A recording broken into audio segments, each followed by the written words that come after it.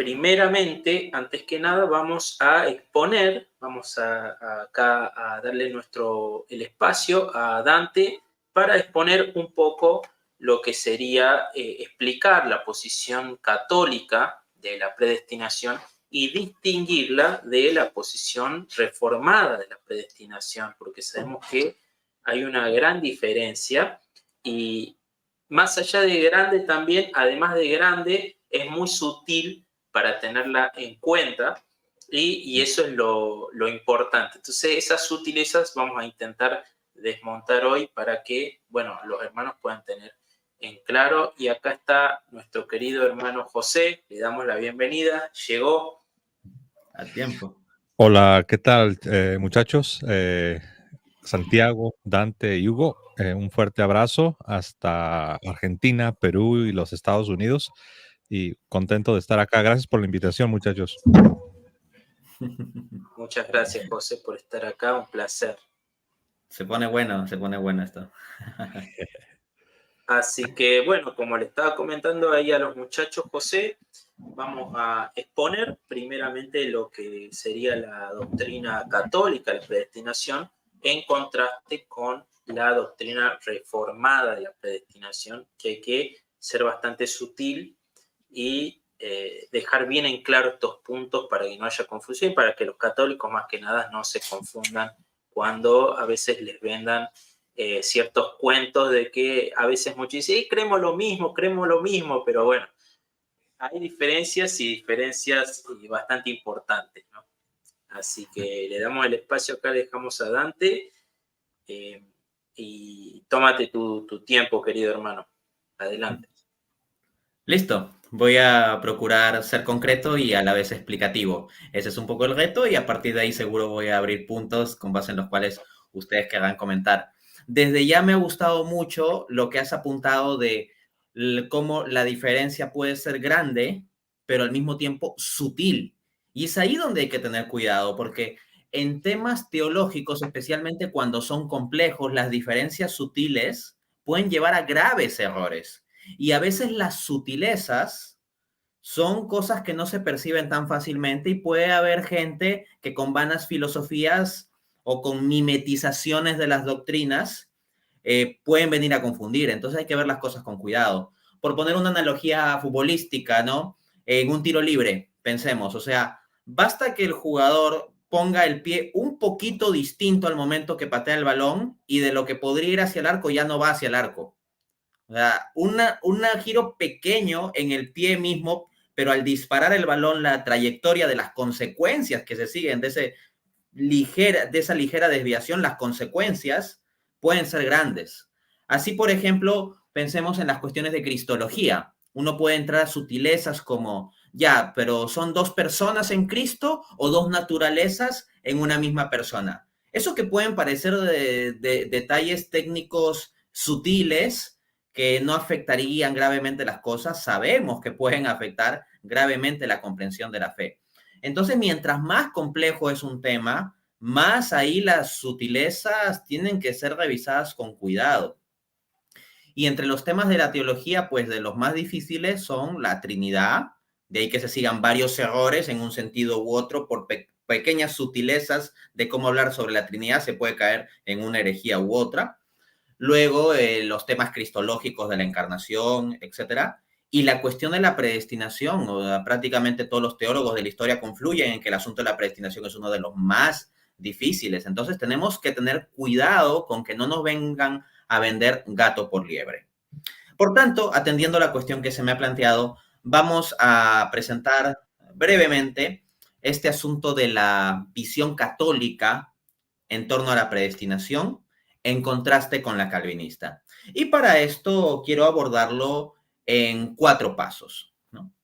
A ver, no es algo pues exógeno a esto, no es algo que sea novedad el hecho de que he venido teniendo unas intervenciones sobre el asunto de la predestinación y en algo que he insistido a partir del debate que tuve sobre predestinación es en plantear desde la perspectiva católica un cuestionamiento, más, de hecho un rechazo al modelo calvinista sobre la predestinación.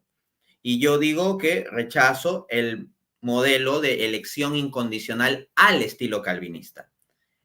Frente a eso, se podría preguntar, ¿no? Ya, Dante, ok, paso 1. Si dices que rechazas la predestinación incondicional, ¿defiendes una predestinación condicional? Sobre esto hay que responder como es propio de los tomistas, haciendo un distingo, una distinción de sentidos. Como puede comprobar cualquiera si escucha con atención mis palabras en las diversas intervenciones que he tenido en las últimas semanas sobre esta temática, lo que yo he venido diciendo en concreto es que rechazo una predestinación incondicional al estilo calvinista. Suelo poner específicamente esa cláusula, al estilo calvinista.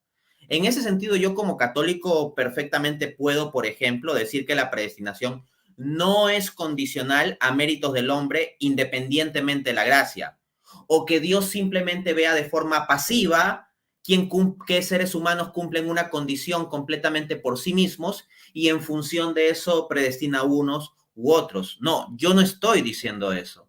Yo no estoy diciendo que la visión católica o lo que yo sostengo que pues está en el marco de la visión católica sea que Dios se siente pasivamente a ver cómo el hombre por sí mismo cumple una condición o cómo cumple una parte con la gracia y otra sin la gracia para llegar a salvación. Yo no sostengo eso. Y esto no es algo que yo me estoy inventando recién ahorita en función de ciertas críticas que hayan surgido posteriormente. No, sino que desde el momento mismo en mi discurso de apertura, en el debate que tuve sobre predestinación, dije en torno al minuto 15 del respectivo debate que consta en mi canal de YouTube, ahí lo pueden ver completo, lo siguiente, cito: no es que la predestinación dependa de esfuerzos nuestros independientes de la gracia, o que se dé a todos el mismo grado de gracia. Fin de cita. En consecuencia, es claro que yo de ningún modo estoy defendiendo una predestinación condicional al estilo pelagiano o semipelagiano, como diciendo que el hombre puede cumplir una condición por sí mismo sin necesidad de la gracia, lo cual sería lo pelagiano, o que diga que, por ejemplo, la mitad lo cumple sin la gracia y la otra mitad lo cumple con la gracia, que sería algo semipelagiano. Yo tampoco digo eso.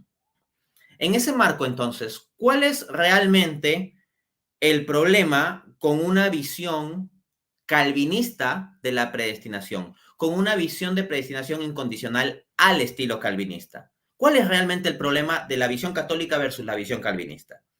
Pues bien, amigos, se los voy a ilustrar citando a dos grandes teólogos calvinistas.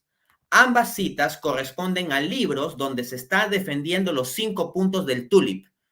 Recuérdese que el acrónimo TULIP tiene que ver con los 5 puntos definitorios de la soteriología calvinista, tal como se suele presentar, al menos en los esquemas de mayor difusión, ¿no?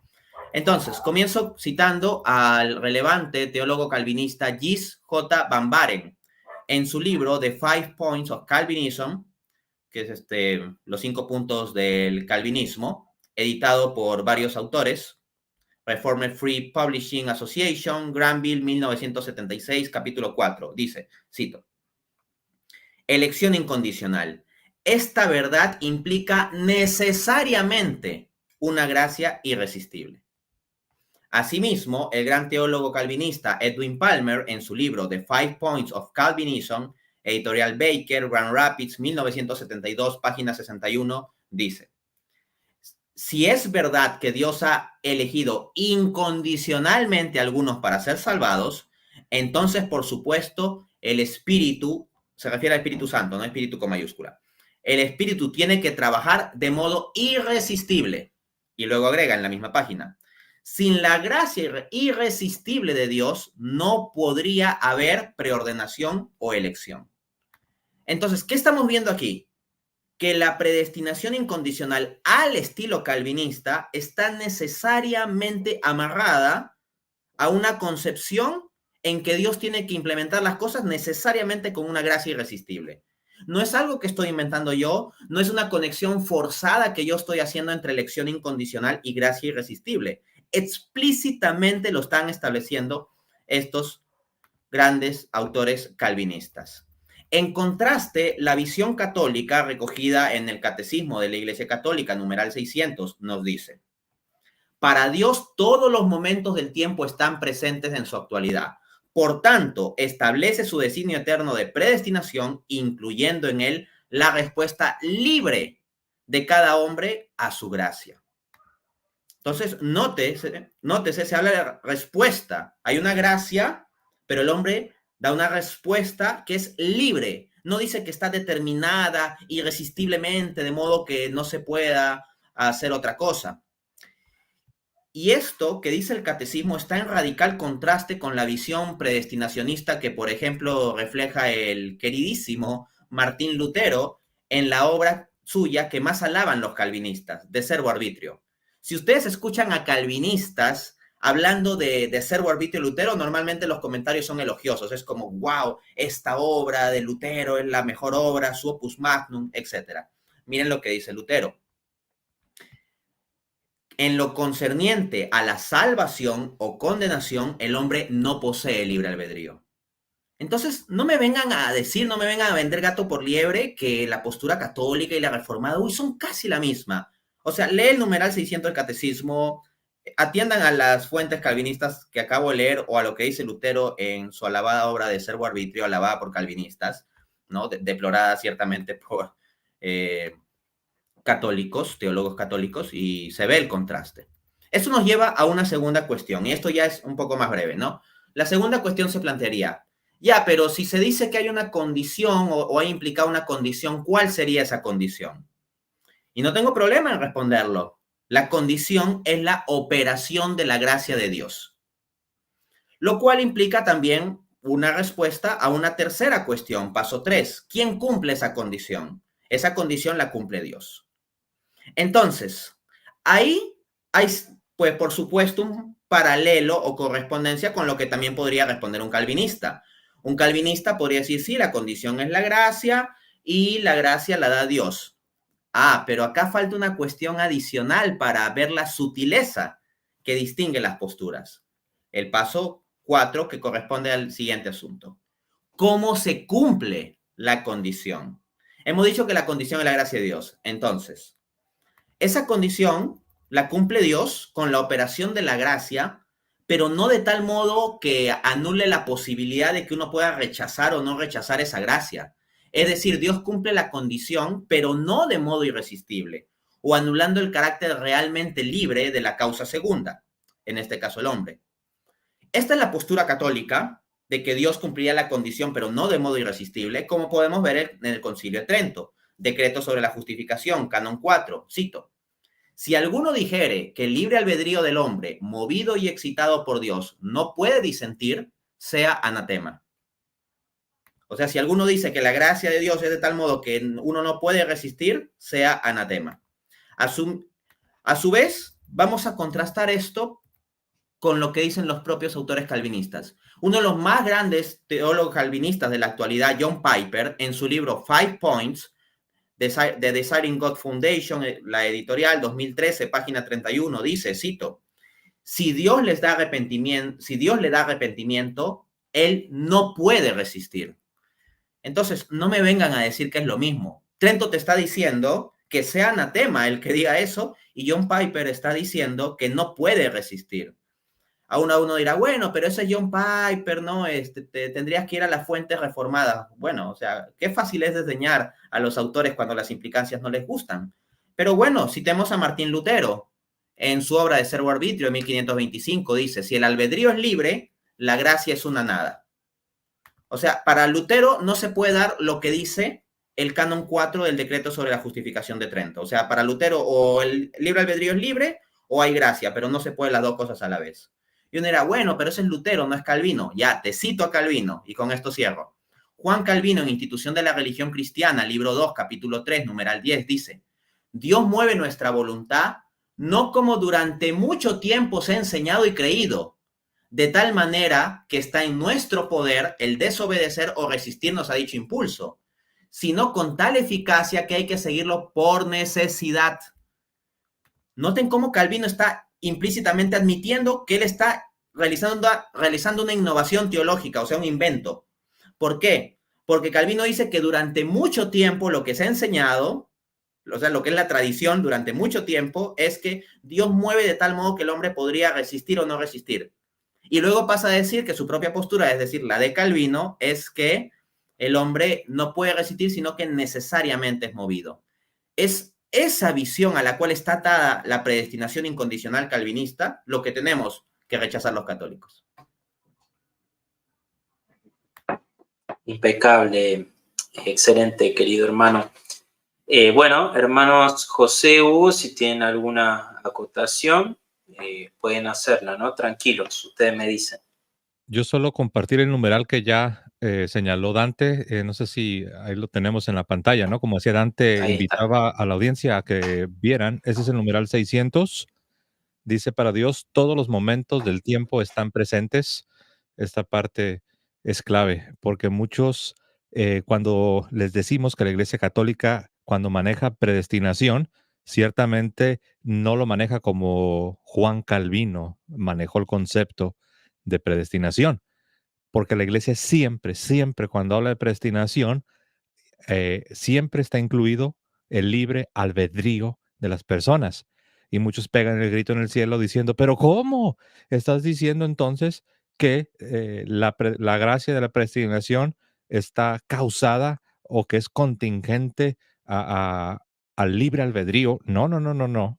Dicen, o también dicen, ¿tú crees que Dios se asoma por las ventanas del tiempo y ve hacia el futuro y te ve que tú eras una buena persona y entonces te escoge, te elige y te predestina? Claro que no. Y vean lo que dice el numeral.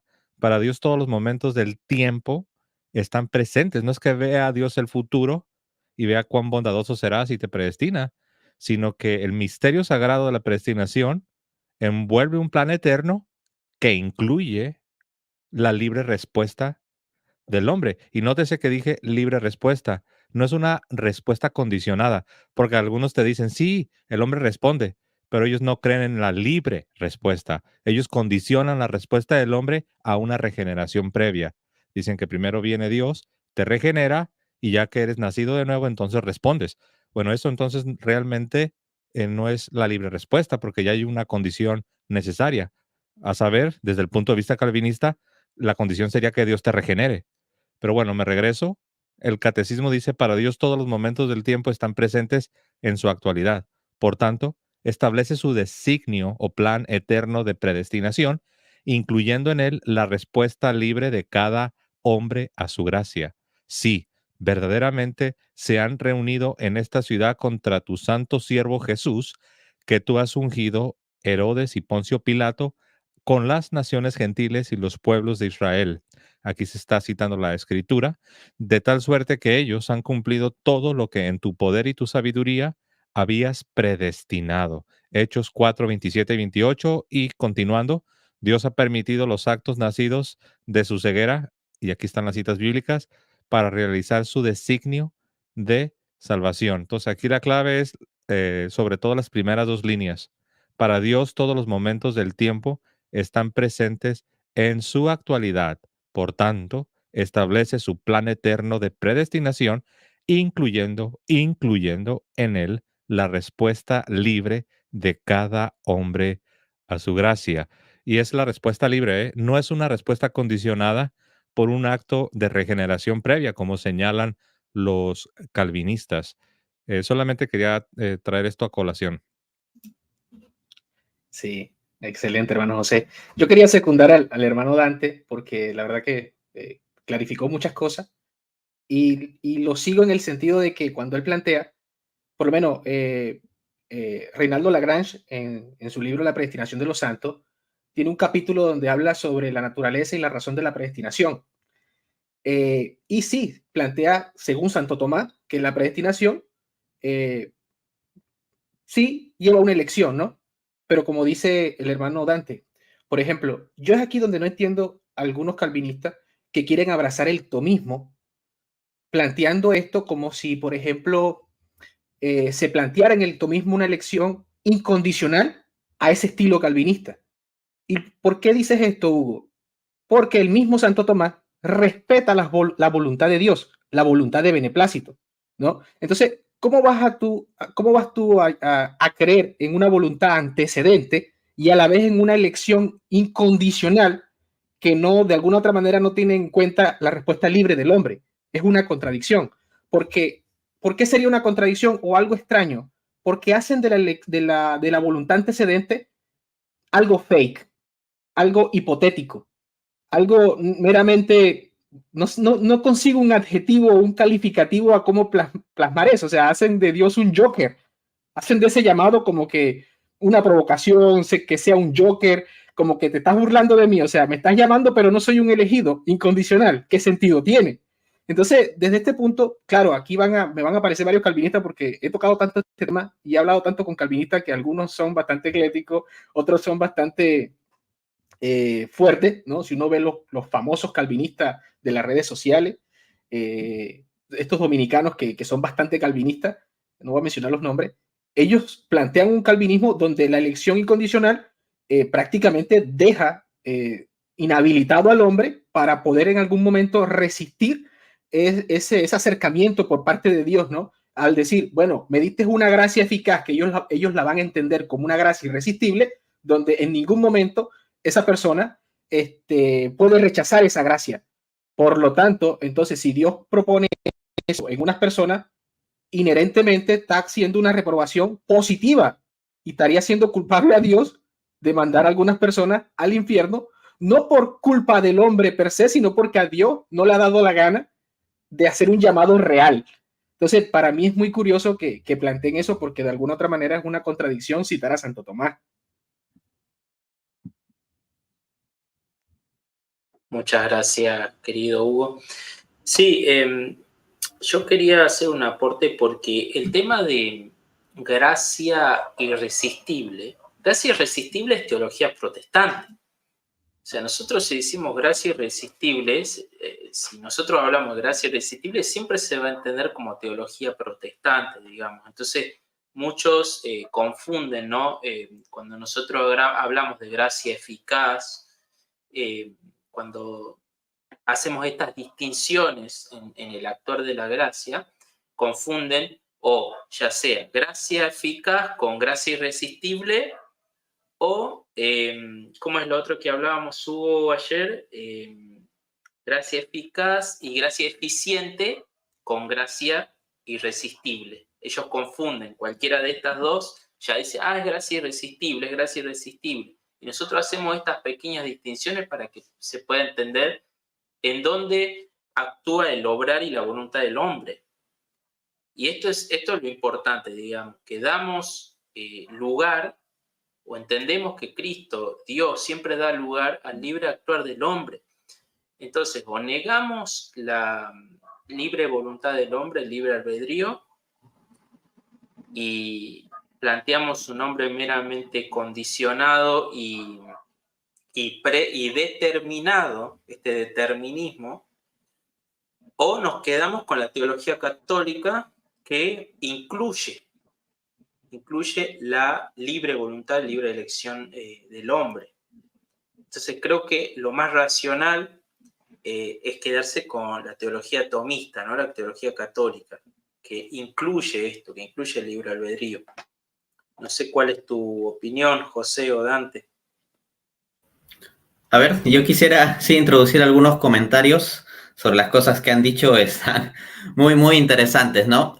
Voy a comentar solo 3 para ser concreto. La primera, ahí Hugo hizo referencia a Garrigou-Lagrange, ¿no? Que es un gran autor católico. Y a veces hay calvinistas, pues, que por ahí quieren jalar agua para su molino, apelando a Lagrange y todo eso, ¿no? Pues bien, hay quienes quieren jugar a la estrategia como de agarrar autores católicos como Santo Tomás o a Garrigou-Lagrange, plantearlos como si fueran cuasi calvinistas, y a quienes defendemos la doctrina católica tal como la enseña el magisterio mismo, tal como acabamos de leer, por ejemplo, en el numeral 600 de la Iglesia Católica, dicen, es que esos son molinistas. Bueno, fuera del hecho de que el molinismo es una postura factible dentro del marco católico, no es que esté condenada, pero vamos, o sea, acá no es que hayamos planteado algo que necesariamente sea molinista o algo por el estilo. Y si quieren apelar a Garrigou-Lagrange, vean lo que dice el mismísimo Garrigou-Lagrange, a ver si se siente muy contento este gran tomista con el hecho de que ciertos calvinistas quieran acercárselo.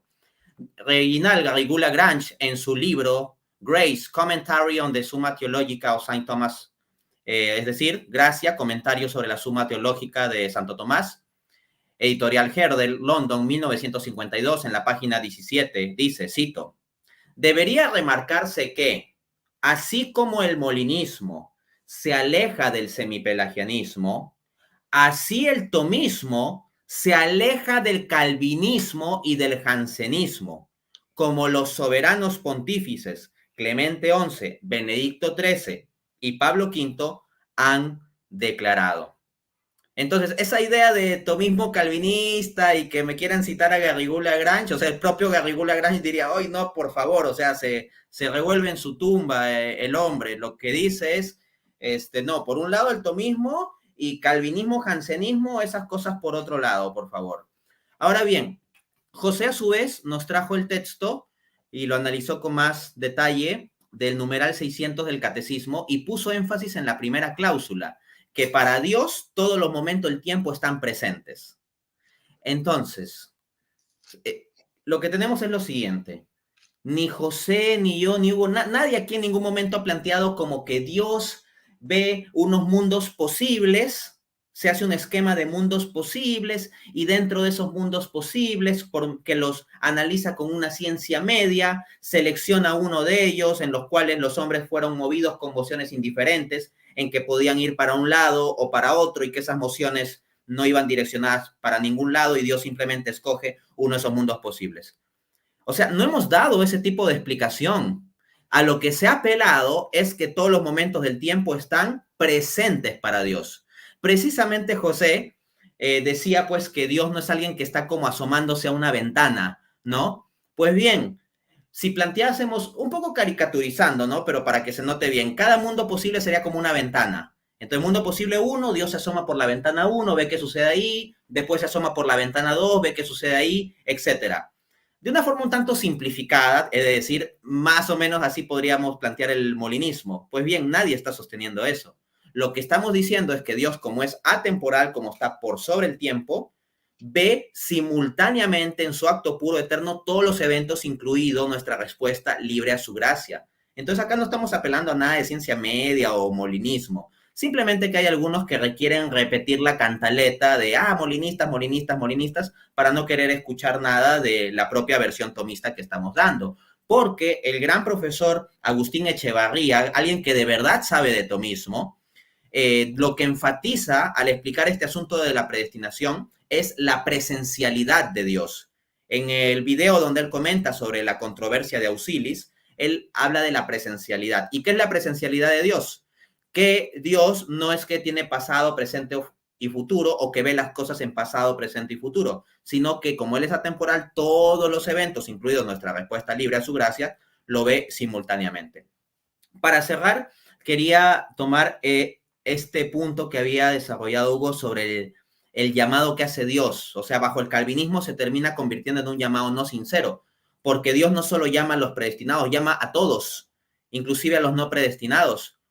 Pero resulta que Dios no les ha dado la gracia necesaria a los no predestinados para que puedan realmente responder al llamado. Por ejemplo, Dios llama a los hombres a conversión, pero resulta que la conversión solo se podría hacer bajo el esquema calvinista con la supuesta gracia irresistible, pero Dios le ha dado la gana de darle esa gracia irresistible solo a un grupito. Pero llama a todos. ¿Se puede decir que ese es un llamado sincero? Yo en el debate que tuve sobre predestinación ponía una analogía. Decía, es como que hay un hombre que llama a un conjunto de sordos que están caminando hacia un precipicio y les dice, oigan, no vayan para allá.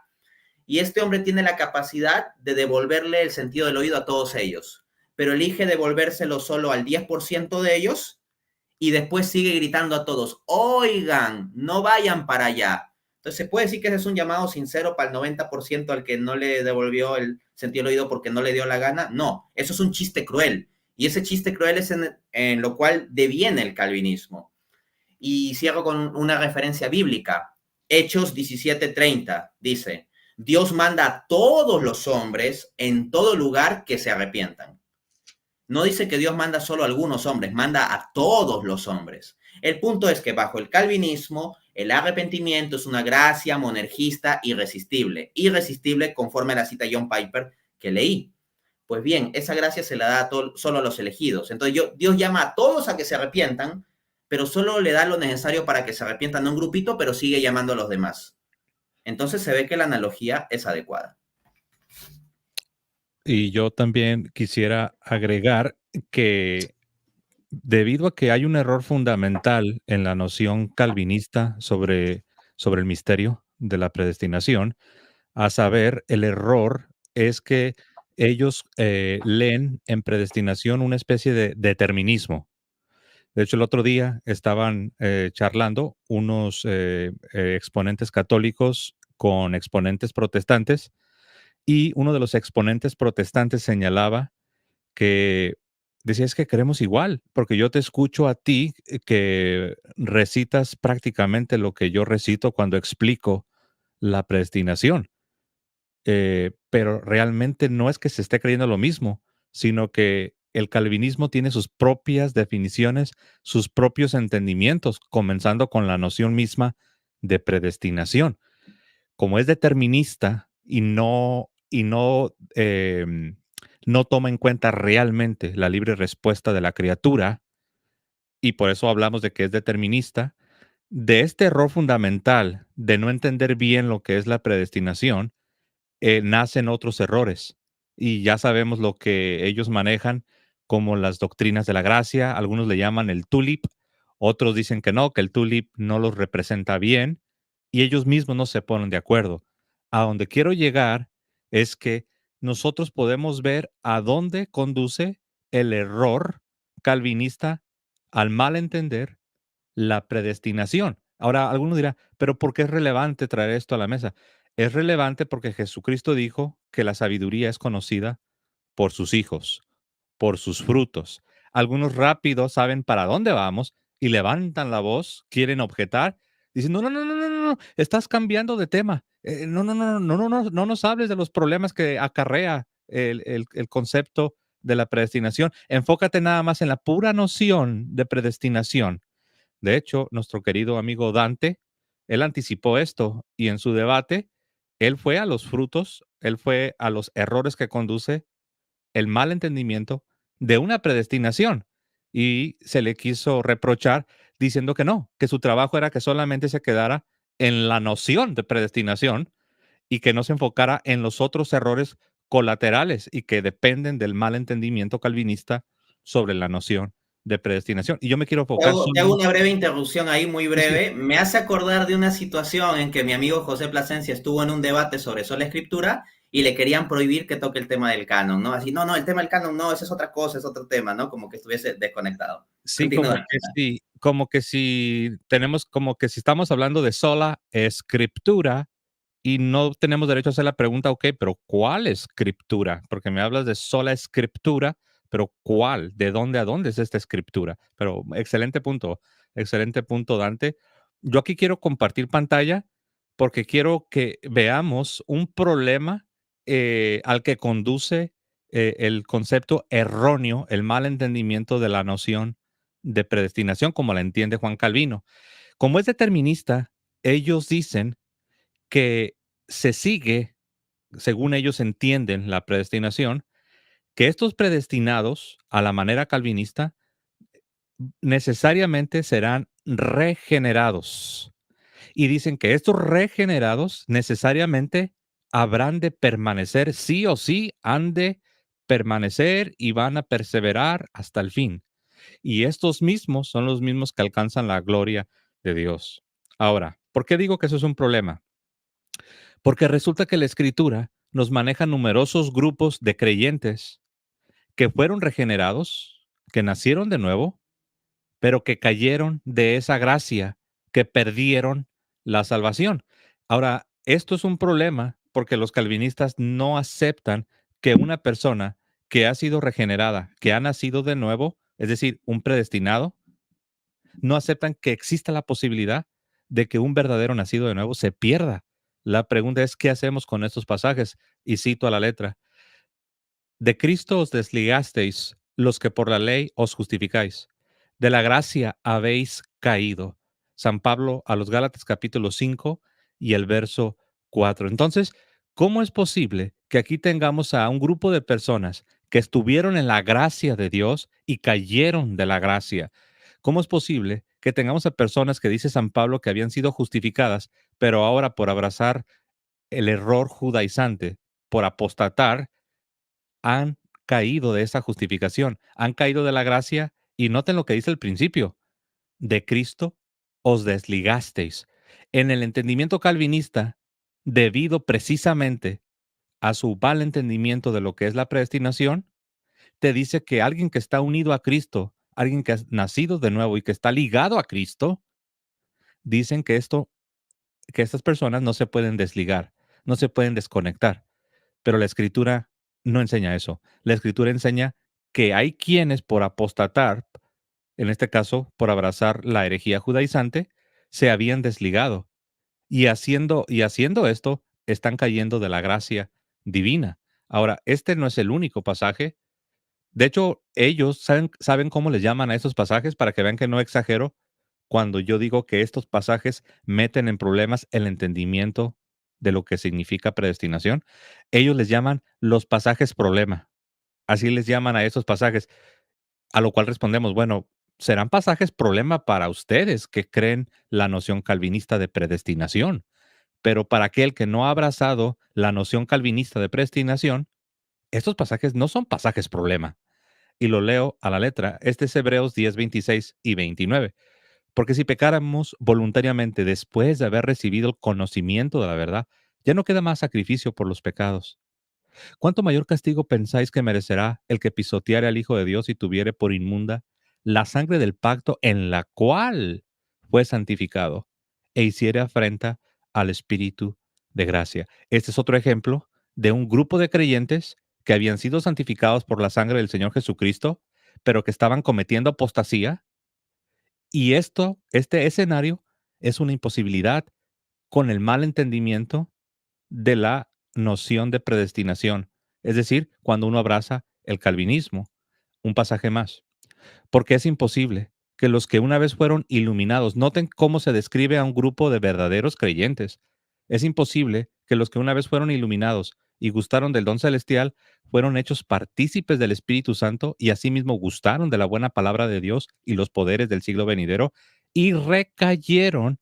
Es imposible que estas personas que cometieron apostasía sean otra vez renovados para arrepentimiento. Paréntesis, si permanecen en esa apostasía, porque aquello que les pudo haber salvado lo han rechazado, han cometido apostasía. Este escenario de personas que fueron iluminadas, que gustaron del don celestial, que fueron hechos participantes del Espíritu Santo, que gustaron de la buena palabra y que recayeron, que apostataron y perdieron su condición de estar en la gracia divina, este escenario no existe en el calvinismo. Estoy mostrando estos pasajes, si gustas, aquí ya podemos regresar a la pantalla, Santiago, para, para mostrar cómo cuando uno mal entiende la predestinación o cuando uno abraza la noción calvinista de predestinación, eso necesariamente sí o sí te conduce a otros errores. Al nosotros identificar esos errores, nosotros podemos comprobar cómo la noción de predestinación que presentan los calvinistas no puede ser verdadera, porque estaría rompiendo la ley de la no contradicción.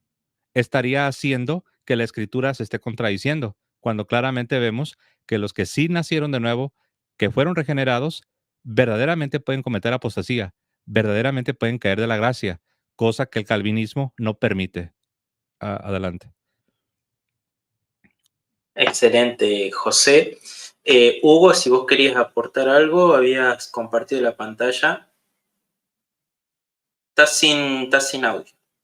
Perdón, algo rapidito porque quiero secundarlos a todos y seguir el hilo, ¿no? Por lo menos lo que dice el doctor Dante, evidentemente, o sea, si nosotros no creemos que Dios realmente, con una voluntad antecedente, quiere que todo el mundo se salve, de alguna otra manera estaríamos graduando la voluntad de beneplácito de Dios, ¿no? Como que no, esa voluntad de Dios no importa poco porque es medio fe y eso es mentirita, ¿no? Entonces no tiene sentido, pero fíjense que la postura católica, ¿por qué? Porque voy a citar la Biblia, pero antes de citar la Biblia, ¿qué dice la Iglesia Católica? Canon 17 de Trento. El que diga que Dios solamente le ha ofrecido la salvación solo a los predestinados, entendiendo predestinados como que en fin último los salvo, y no a los que a los reprobó, o sea, que como que los reprobó o los que se condenaron no tuvieron oportunidad, sea anatema, dice Trento. Y la Biblia exactamente dice eso. Tito 2, 11 al 14, ¿no? Dice, porque ha aparecido la gracia, y esto es Reina Valera, ¿no? Perdón, Nueva Versión Internacional. Porque ha aparecido la gracia de Dios que ofrece salvación a todos los hombres. Por lo menos vemos allí un punto a favor de la Iglesia Católica muy fuerte. Y sigo, por ejemplo, hay un punto a remarcar aquí que plantea el hermano Dante y que también tocaste, hermano Santi, que es cómo se entiende la voluntad suficiente o eficaz, perdón, cómo se entiende la gracia eficaz versus como la entienden algunos calvinistas, como si fuera irresistible, propio para la naturaleza del hombre, donde el hombre no tiene ninguna oportunidad de decirle que no. Y fíjense que la Biblia o San Pablo no piensa así, porque vamos a ver un poquito la historia de San Pablo. San Pablo, camino a Damasco, persiguiendo a los cristianos, se le aparece Jesucristo, le dice que espere en Damasco y llega Ananías, le impone las manos, luego es bautizado, etcétera, etcétera. Tiempo después, San Pablo, no podemos decir de San Pablo, pues San Pablo no tiene en la mente que ha recibido una gracia eficaz al estilo calvinista irresistible, porque si no, no se atreviera a decir que luchen con temblor y temor su salvación, porque incluso él, que tanto han dado y tanto ha ayudado a los demás, puede que caiga. O sea, ¿qué persona va a tener en mente una gracia irresistible que se le ha dado cuando dice semejantes palabras? ¿Ve? Entonces está diciendo San Pablo lo mismo que está señalando el hermano José, de que de esa gracia se puede caer. Haber sido bautizado, haber sido regenerado, puede caer el cristiano de ese estatus, por así decirlo, en cualquier momento. Es lo que señala Pablo y lo dice literal. Y aquí pues le cedo la palabra. Gracias, querido Hugo. Bueno, ahí los protestantes que ya están entrando, ya se ve que ya se juntaron algunos, no se pongan bravos, traten de comentar tranquilos. Acá les dejo, y se pone el link para refutarlos a todos juntos, dicen ahí. Bueno, les comento, primeramente, nosotros ya habíamos pactado, ¿no? Hacer el programa acá para una tertulia, una conversación católica entre nosotros, pero lo que sí habíamos dicho es que vamos a contestar preguntas. Entonces, ahora les comento a todos los hermanos que van entrando, tanto protestantes como católicos, que pueden ir dejando las preguntas y yo acá las estoy anotando varias preguntas para que podamos responderlas en la medida de lo posible. Sí, Hugo. Yo voy a decir algo aquí, perdone que me salga del contexto, pero van a haber personas que dicen que Tito no dice eso. Yo lo leí de una Biblia literalmente. Entonces, si en el griego no dice eso, ¿de qué nos sirve la traducción al castellano? ¿Quiénes hacen la traducción al castellano? Esa parte no la comprendo. O sea, a ver, el griego no dice eso. Y bueno, los católicos tienen especialistas en griego. Crisóstomo, citando a Timoteo 2.4, 1 Timoteo 2.4, donde dice que Dios quiere que todo el mundo se salve y llegue al conocimiento pleno de la verdad, lo entiende como lo dice Tito y como lo entiende el catolicismo. Y él escribía en griego.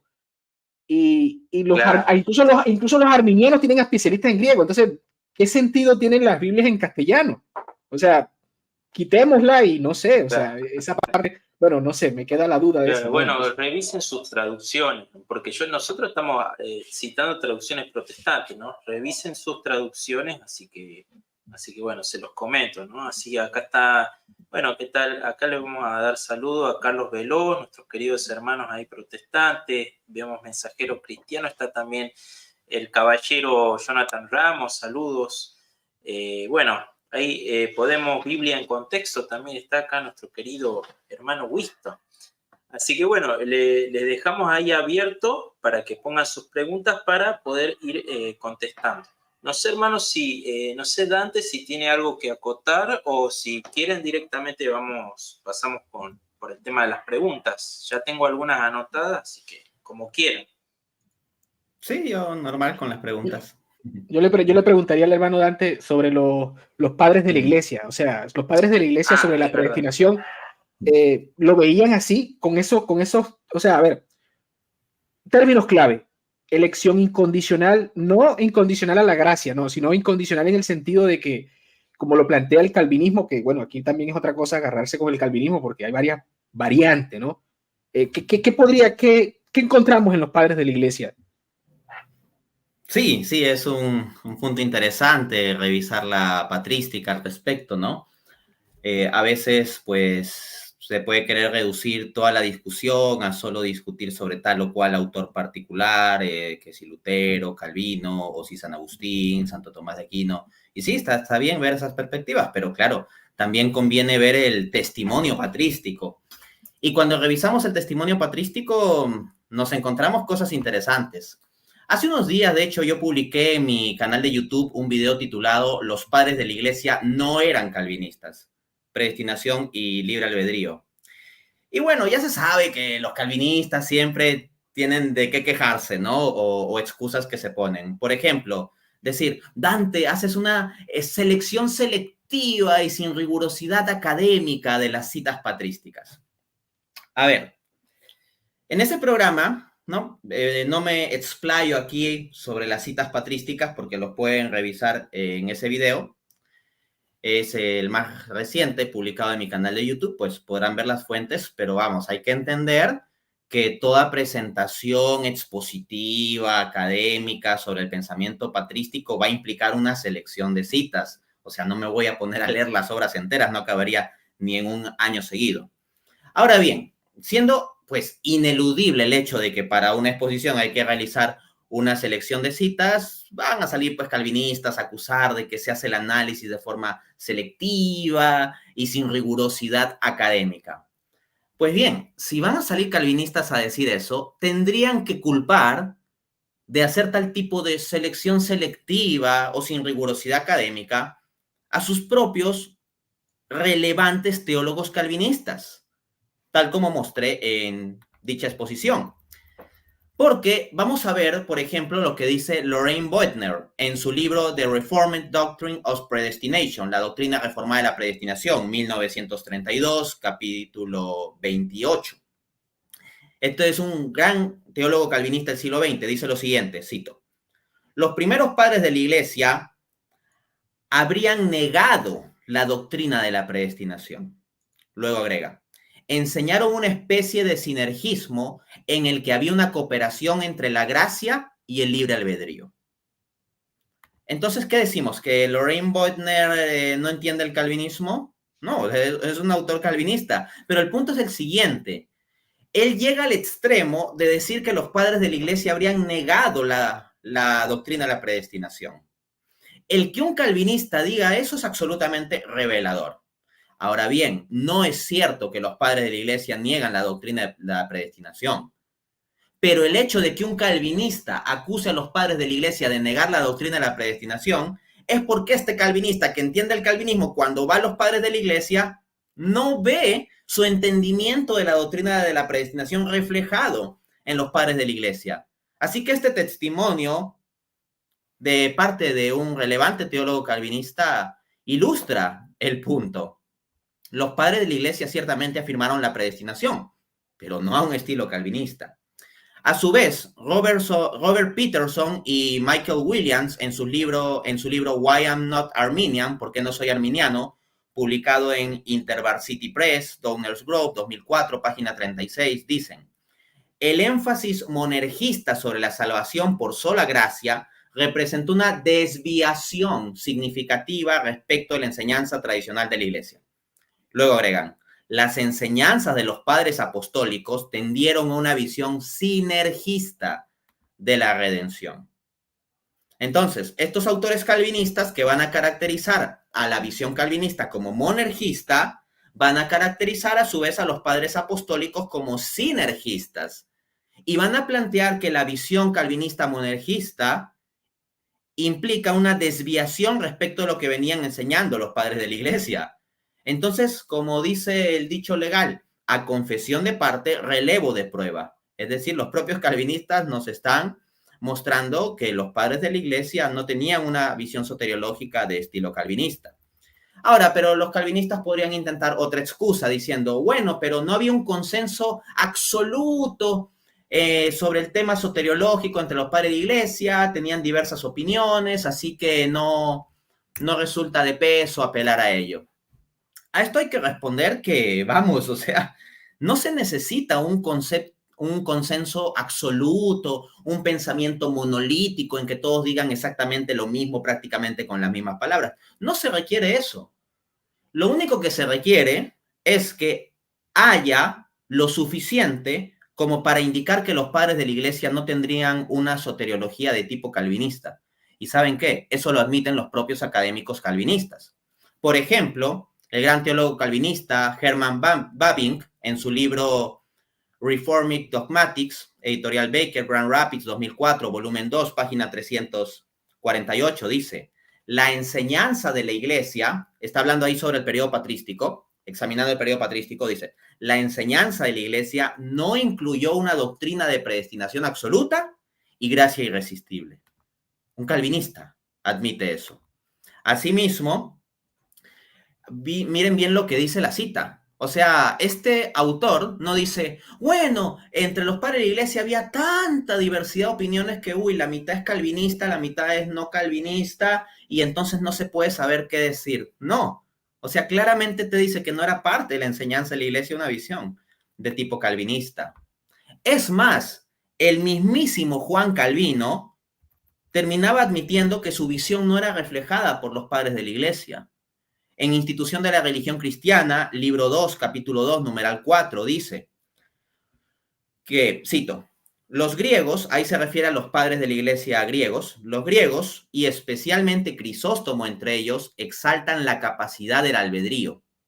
Y luego dice, todos los antiguos, con la excepción de San Agustín, son tan diversos, variables, o hablan tan confusamente sobre esta materia que no se puede deducir casi nada cierto de sus escritos. Alguno dirá, oye Dante, pero ahí Calvino está diciendo que los escritos de los padres de la Iglesia no eran nada claros. Pero ese es precisamente el punto. O sea, Calvino lee estos escritos y no puede hallar reflejada su visión. Y si nos vamos a lo que sí está claro, el propio Calvino dice, por ejemplo, que está claro que los padres de la Iglesia griegos, según sus propias palabras, exaltan la capacidad del albedrío. Y por otra parte, otra cosa que está clara es que los padres de la Iglesia se encuentran en el asunto soteriológico, o sea, sobre la salvación, resaltados varios elementos que así nomás no se ponen de ese modo en el esquema calvinista. Y esto lo voy a probar citando a otro gran teólogo calvinista, Loraine Boettner, que ya lo había referido previamente. En la misma obra, capítulo 28, dice: los primeros padres de la Iglesia pusieron énfasis principal en las buenas obras, como la fe, el arrepentimiento, la limosna, las oraciones, el bautismo, etcétera, como base de la salvación. Noten esa frase, como base de la salvación. No dice como consecuencia de la salvación, sino como base de la salvación. Luego agrega, enseñaron una especie de sinergismo en el que había una cooperación entre la gracia y el libre albedrío. O sea, básicamente lo que nos está diciendo es, los padres de la Iglesia no eran calvinistas. Y no se lo puede acusar de sesgo anticalvinista a este autor porque es calvinista. Por último, la consabida excusa de, pero San Agustín, ¿no? Se podría decir, pero San Agustín, se aferran a San Agustín. Y dirían, bueno, mira, pero el mismísimo Juan Calvino decía, excepto San Agustín, como planteando que San Agustín hubiera sostenido una soteriología de tipo calvinista. No me puedo explayar porque sería muy largo desarrollar eso en la presente respuesta, pero hay diferencias relevantes también, como reconoce el académico protestante PhD por la Universidad de Iowa, Mark van der Schaaf, en su artículo Predestination and Certainty of Salvation in Augustine and Calvin, publicado en la revista académica Studies in Historical Theology and Ethics, volumen 30, numeral 1, 1976, página 1, cito. La tesis de este paper es que la similitud entre Agustín y Calvino no debe llevar a ignorar las diferencias fundamentales entre sus doctrinas de la predestinación. Entonces, no es tan así como nos la quieren contar, que no se la cuenten, amigos. O sea, hay relevantes puntos de diferencia entre San Agustín y Calvino sobre la comprensión de este asunto. De todos modos, y con esto cierro, aún suponiendo que San Agustín haya mantenido una soteriología de tipo calvinista, lo cual no es necesariamente el caso, pero no me voy a explayar sobre ello, aún suponiendo eso, que los calvinistas apelen a San Agustín como una excepción, termina siendo problemático para ellos, porque San Agustín es de finales del siglo IV e inicios del siglo V. Y eso significa entonces que si San Agustín es la excepción, como plantea el propio Calvino, tuvieron que pasar más de 300 años de tradición cristiana para que recién alguien se dé cuenta de que la correcta interpretación soteriológica es de tipo calvinista. Y encima, ese mismo autor, o sea, San Agustín, tiene textos que son contrarios a la visión calvinista. Entonces, si los calvinistas van a apelar a San Agustín como, bueno, aquí sí está la visión, terminan entrando en más problemas. Como dice Paula Frederiksen, PhD por la Universidad de Princeton, cito, nadie nunca formuló una interpretación como la ofrecida por San Agustín en el 396, ni tampoco hasta el 396 lo hizo Agustín. Entonces, ahí los calvinistas tendrían un problema, ¿no? O sea, casi 4 siglos de los 4 primeros siglos de cristiandad, de patrística, sin soteriología de tipo calvinista. A su vez, John Moon, en su tesis de maestría, A History of the Interpretations of Roman IX in the Patristic Period, cito, otro problema con la opinión de que Agustín simplemente descubrió el verdadero significado de Pablo es la implicación de que cualquiera que leyera al apóstol Pablo con suficiente fidelidad habría llegado a la misma interpretación que Agustín. Pero el hecho es que los exégetas cristianos habían estado leyendo cuidadosamente Romanos 9 durante siglos y llegaron a conclusiones bastante diferentes. Fin de cita. Entonces, si la correcta interpretación paulina es al estilo calvinista, ¿por qué se demoraron tanto en darse cuenta? Son problemas para los calvinistas. Increíble, ¿no? Aquí hay algunos hermanos que dicen los calvinistas, el consenso de los calvinistas, otra falacia, dice, pero bueno, entonces, ¿para qué tienen académicos? Los tiramos a toda la basura y listo, cada uno nos quedamos con nuestra propia opinión de lo que es el calvinismo, ¿no? Y por otra parte, se juntan a veces dos calvinistas y uno le dice al otro, eso que estás diciendo no es soteriología calvinista, esa no es la enseñanza reformada. Bueno, es dificultad de ustedes, entonces. Iba a decir que la única falacia que veo es eso que dice Dante. La única falacia es que Dante, siendo generoso, habló de un cierto consenso, ¿no? Porque se puede argumentar que hay un cierto consenso en algunos puntos, pero por otro lado, es cierto, es una falacia porque no existe el consenso por lo que señala Dante, de que muchas veces pones a 3 calvinistas en una mesa redonda y después entre ellos mismos difieren, terminan refutándose ellos mismos. Esto nos sucedió a Hugo y a mí en un par de mesas redondas donde estábamos un par de católicos y un par de calvinistas y al último se olvidaron de nosotros y comenzaron a debatir entre ellos. Entonces, sí, la única falacia que yo puedo ver es que es cierto, ¿no? En el fondo no existe un consenso de teólogos calvinistas, no se ponen de acuerdo.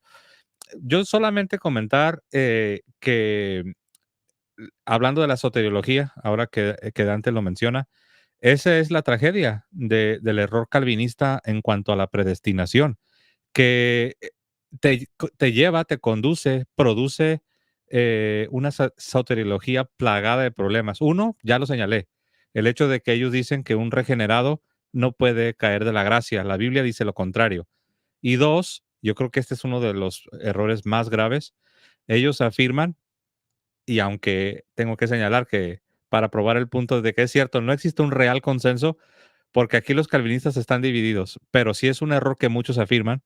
Dicen que Cristo única y exclusivamente murió por los elegidos, por los predestinados, mientras que hay otros calvinistas que dicen que no, que Cristo sí murió por todos, pero que la gracia eficaz o los frutos de esa muerte son solamente exclusivos para los predestinados.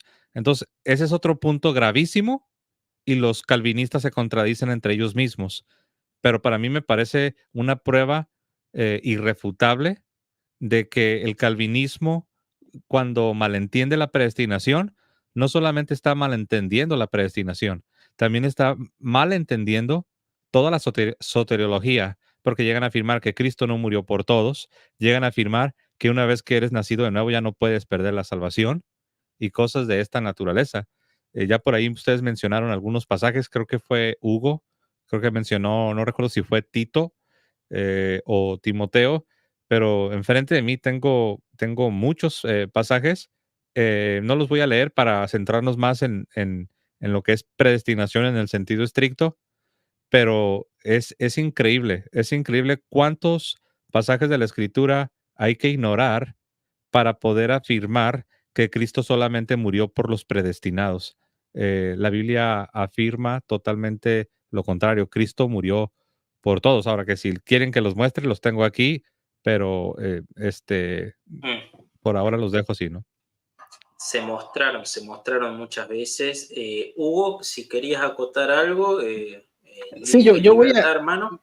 sí, voy a tratar Y porque ahí empezamos con las preguntas. sí, voy a tratar de hacer como que un bosquejo así rapidito por los padres de la iglesia que citó el hermano Dante.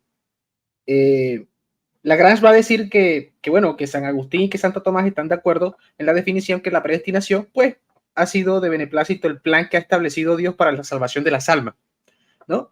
Y que, bueno, en este plan contempla de que la no condición a la gracia y la incondicionalidad de de la operación de esta gracia, ¿no? Pero también la libertad del hombre. Entonces, si contempla estas tres en ese plan, sin duda alguna, esa libertad del hombre va en algún punto, independientemente en el proceso que se da, puede rechazar estas gracias. Y como las gracias son estos auxilios, estos dones que Dios les da al ser humano, ¿no? Esa gracia santificante, gracias habituales, actuales, etcétera, etcétera. Yo digo, ¿por qué no respetar la voluntad de beneplácito de Dios? Que en cualquier punto el hombre pueda, como él lo ha establecido y respeta la libertad del hombre, rechazar esa gracia y pues se cumpla la voluntad de Dios de que si el pecador por permanecer en su pecado se condene, o que el pecador si se arrepiente de su pecado, pues se salve. No veo yo por qué de alguna otra manera no respetar la voluntad de beneplácito de Dios, porque yo veo que al respetar esta voluntad de beneplácito de Dios es literalmente darle la gloria a Dios, porque es respetar lo que Él ha establecido antes de la fundación del mundo, que esto fuera así. Entonces, no veo yo por qué esto sería tan terrible, ¿no? Como nos acusan muchos calvinistas de plantear esto como que, ay, sí, entonces le estás quitando la gloria a Dios y se la estás dando al hombre, pero precisamente es Dios quien ha establecido esto. Entonces, si Santo Tomás respeta y está de acuerdo con San Agustín en estos conceptos, yo no veo por qué alarmarnos, escandalizarnos. Me escandalizaría a mí y señalaría yo, no, tú eres el que le estás quitando la gloria a Dios, porque si Dios estableció estos parámetros y darle la libertad al hombre, tú estás de alguna otra manera protestando contra Dios y diciéndole, no, no, Dios, no hagas eso. Si haces eso, ya tú no eres todo soberano, ¿no? Hugo, pues ahora te van a hacer reacciones diciendo que como estás hablando de la gracia irresistible o de del libre albedrío, te parece que ya te saliste del tema, ¿eh? Porque ese fue un argumento que quisieron usar contra Dante, como Dante tocó las doctrinas vinculantes sin las cuales no se entiende la noción calvinista de predestinación, quisieron usar eso en su contra, ¿no? Oh, se brincó la gracia irresistible. Oye, es que la última vez que yo revisé, si tú no consideras las otras doctrinas que llaman las doctrinas de la gracia, tú no puedes ni explicar lo que es la noción calvinista de predestinación, ni puedes darle un propósito. Entonces, digo esto de manera sarcástica, ¿no? Porque obviamente se tienen que traer a colación las otras doctrinas que se desprenden precisamente del error fundamental de entender o mal entender lo que significa predestinación, como lo hace Juan Calvino, ¿no? Y sus seguidores. Excelente. Bueno, hermanos, ahí, bueno, dejaron varias preguntas. Vamos a intentar responderlas por orden. Así que voy a ir presentando algunas. A ver si puedo compartir acá. Ahí está. Esta es mi forma de presentar las preguntas, de poner las preguntas. Así que bueno, voy mirando y las voy pegando ahí, ¿no? Empecemos con, bueno, vamos a poner acá las preguntas de primero Álvaro Lemos, que nos mandó. Cordial saludo, presento mi pregunta para Dante. Romanos 10, verso 15. ¿Cómo predicarán si no fueran enviados? ¿Quién manda a predicar? ¿El Salvador del mundo o la Biblia? Yo sinceramente no entendí la pregunta, pero bueno, no sé si alguno la entendió. Es un poco rara, ¿no? Pero suena como una falsa dicotomía, ¿no? O sea, si algo es palabra de Cristo, por ejemplo, o palabra de Dios, o palabra de la Biblia. O sea, hay palabras que están registradas en la Biblia y en tanto Cristo es Dios y pues detrás de la Biblia está la inspiración de Dios. O sea, me parece un poquito raro el modo de formularlo, ¿no? Sí, está Lo rara. que Si podemos puede, decir es que el Salvador nos manda a predicar, ¿no? Por medio de los distintos registros que se tienen en la Escritura sobre ese mandato. bueno, si la puede volver a formular ahí el hermano, le agradecemos. Vamos con Yo Red solo Planet. quiero, yo solo Sí, quiero agregar algo adelante. rapidito, agregando a la respuesta. Eh, ya lo explicó Dante, ¿no? La Biblia y Jesucristo, quien es Dios, o sea, no es lo uno o lo otro, ¿no? Pero, hablando de ese mandato, el mandato es predicar a toda criatura, porque resulta que toda criatura verdaderamente puede responder al llamado de la conversión. Porque la pregunta no va en la dirección calvinista, pero bueno, hay que aprovechar que aún ese pasaje que están señalando necesariamente demandaría la posibilidad de que cualquier criatura que reciba el llamado se pueda arrepentir, cosa que no puede suceder en la cosmovisión calvinista, porque ellos solamente dicen que los únicos que se pueden arrepentir son aquellos que, a la manera calvinista, fueron predestinados. Bien. Bueno, vamos con la otra pregunta. Dice Red Planet. Para el católico, ¿cuándo comienza la libre voluntad? ¿Cuándo se bautiza? ¿Cuándo comulga? ¿O cuándo? ¿Y qué efecto tiene el pecado en ella? Desde el momento en que es creado a imagen de Dios, tiene en sí, esto es algo, el libre albedrío es algo que está en la naturaleza. Los calvinistas enseñan que no, que tienes libre albedrío hasta después de la regeneración. Pero cuando Dios crea al hombre a su imagen y a su semejanza, lo crea con esta habilidad de poder responder al bien o responder entregándose al mal. Y esto sucede antes de la conversión. Y lo que dice el hermano José lo apoya San Irineo en contra de la herejía. Y Rollo Marín lo explica también, ¿no? De que el hombre tiene libertad. Antes de que exista una regeneración, tiene libertad psicológica y en el tema moral. O sea, por lo tanto, tiene sindéresis, ¿no? Y puede recibir el estímulo de la enseñanza, razonarla, concluirla y mover el bolus. Bueno, ya el debate católico va a estar si mueve la voluntad o no, o es situacional. Pero sí, sin duda el hombre tiene libertad. De hecho cuando uno estudia las etapas en pediatría, del psicodesarrollo del niño, una vez que obtiene esa conciencia moral, hasta el mismo niño actúa que hizo algo malo y trata de esconderlo, ¿ve? O sea, entiende que esto está bien y que esto no está bien, ¿ve? Entonces, más allá de que si una vez concluyendo que algo está bien, se mueve a hacerlo o no se mueve a hacerlo, pero sabe que si no se mueve a hacerlo, sabe que lo que va a hacer, que lo que hizo, estuvo mal, ¿ve? Entonces, si es indudablemente al concepto como nosotros lo manejamos, hasta la ciencia afirma que el hombre tiene libertad, ¿no? Así es. ¿Alguien quiere acotar algo? Y concluyo, no es una libertad plena, absoluta, porque esa después ya se tiene en Cristo, ¿no? Ahí para que después no me saquen de contexto. Bien. Una más. Dice David Durán, ¿cómo se puede entender Romanos 8:28 teniendo en cuenta que Dios nos amó primero, Juan 3:16? Es necesario que nosotros respondamos primero a su amor para ser predestinados. A ver, se dice que Dios nos amó primero. Entonces, o sea, a veces pues no se ve tan clara la formulación de las preguntas, ¿no? Pero entiendo un poco como que dice, es necesario que nosotros respondamos primero a su amor. Entonces, lo que hay que entender es que lo que se da primero, dado que se pone énfasis en la palabra primero, es el amor de Dios, ¿no? Como dice Primera de Juan 4:10, si nosotros amamos es porque Él nos amó primero. Entonces, el amor de Dios nos precede. La gracia de Dios nos precede. Ahora bien, eso no implica que esa bondad de Dios que nos precede imponga irresistiblemente que se dé respuesta de un modo determinista.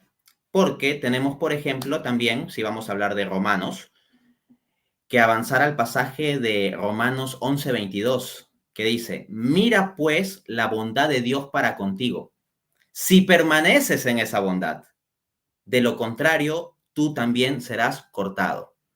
Entonces, se está hablando de que la persona recibe la bondad de Dios, el amor de Dios que va primero, pero la persona puede eventualmente no permanecer en ese amor y si no permanece, entonces es cortado. Y siendo cortado, no llega a salvación final. No porque Dios no lo haya amado primero, sino porque la persona, pues, se autoexcluye de ese efecto del amor de Dios.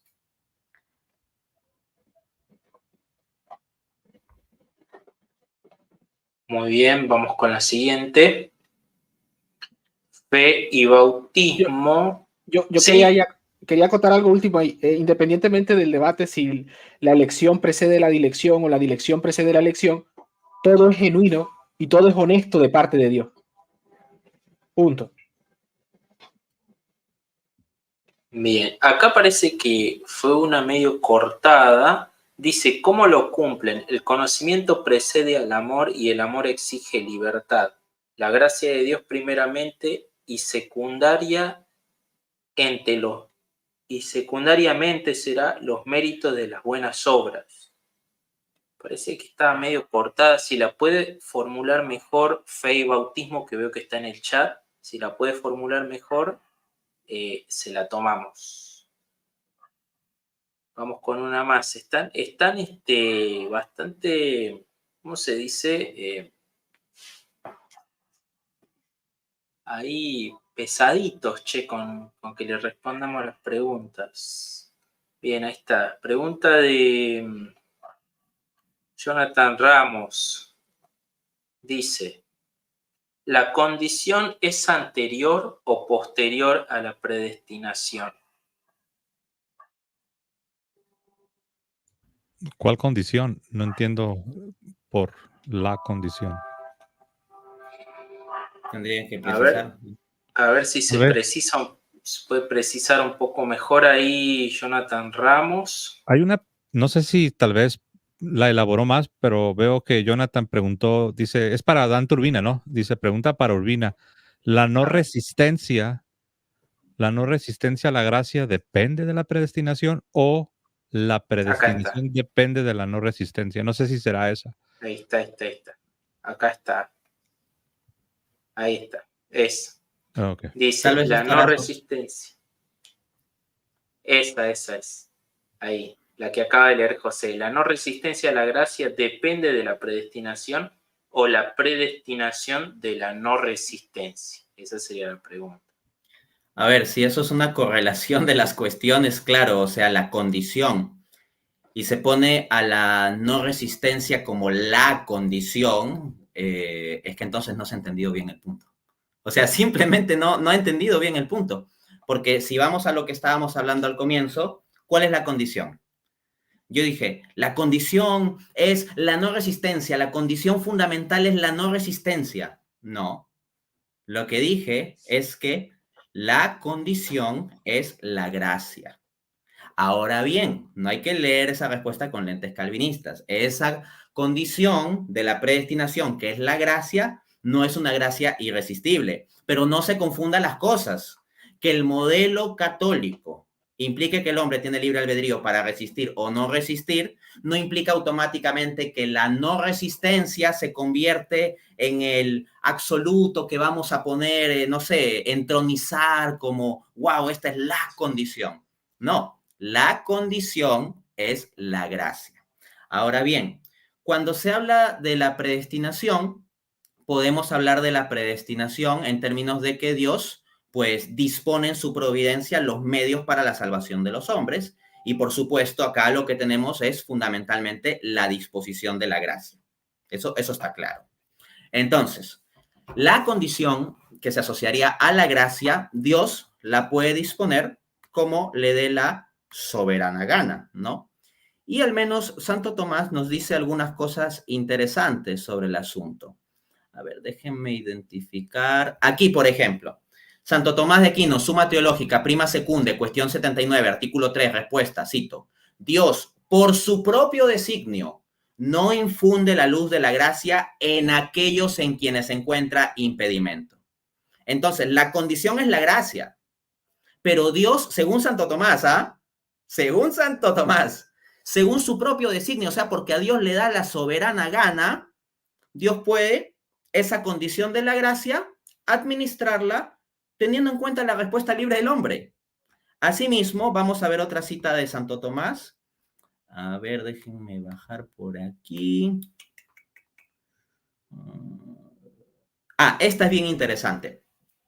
Santo Tomás de Aquino, Suma Teológica, Prima Secunde, cuestión 112, artículo 3, solución 2. Cito. La causa primera de la pérdida de la gracia está en nosotros, mientras que la causa primera del otorgamiento de la gracia está en Dios. Entonces, allí hay como una asimetría que tener en cuenta. Hay una distinción. Entonces, en el orden del ser, en el orden del bien, lo que tenemos es lo siguiente. Dios, la moción, la gracia, etc. Y en el orden del mal, en el orden de la condenación, en el orden del no ser, pues ahí estaría la resistencia del hombre. Pero no podemos plantearlas como en el mismo plano. O sea, algo que tienen muy claros los tomistas es que el plano del ser y el plano del no ser, el plano del ser y el plano de la privación son distintos. Ahora bien, la predestinación es de modo tal que Dios dispone dar su gracia. Pero tengamos cuidado cuando utilizamos en los términos antes o después, porque como todo buen tomista sabría y como todo teísta clásico sabe, Dios es atemporal. Y como Dios es atemporal, nuestro lenguaje humano puede utilizar términos como Dios hizo esto antes, vio esto después, como vio esto después, entonces pensó esto luego de haber visto aquello, etcétera. Esas son explicaciones humanas. Y el mismísimo Santo Tomás, en la Suma Teológica, cuando discute sobre la eternidad de Dios, en la prima, dice que si a Dios se le aplican verbos en pasado, presente y futuro, no es porque Él sufra mudaciones de pasado, presente y futuro, sino que según nuestro modo de hablar, hablamos así.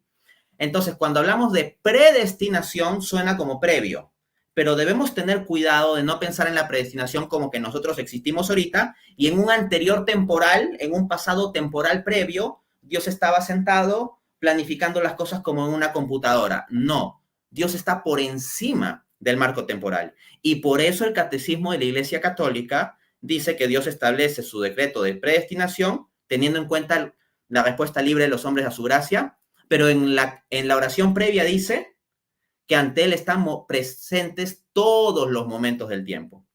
Entonces, yo diría que hay que tener cuidado porque cuando hablamos de un antes o un después, lo podemos hacer en un cierto sentido análogo, como debería entender pues cualquier tomista, ¿no? Pero no podemos tampoco forzar demasiado a que esto antes, esto después. Dios es atemporal y actúa simultáneamente en todo eso. Y si no se entiende eso es porque no se está entendiendo el teísmo clásico. De hecho, eso iba a mencionar yo, que las preguntas de Jonathan adolecen de eso. Pregunta que qué es primero, si la predestinación o la gracia, o cuál es la causa, o qué es contingente de qué. Pero lo que acaba de decir Dante es clave. El numeral 600 del Catecismo nos enseña cómo para Dios todos los momentos del tiempo están presentes en su actualidad. Entonces, yo le preguntaría a Jonathan, que está haciendo esta serie de preguntas, manejando esta cronología, qué es primero, qué depende de qué. Es que no hay controversia en qué depende de qué. Dios es la causa primaria de todas las cosas y todo está entendido en el contexto de la providencia. O sea, si no, pues entonces vámonos, ¿qué estamos haciendo aquí debatiendo, no? Pero cuando uno entiende que en la eternidad, y particularmente en Dios, todos los momentos del tiempo están presentes en su actualidad, es cuando uno puede vislumbrar por qué la iglesia ha llamado a la predestinación un misterio sagrado.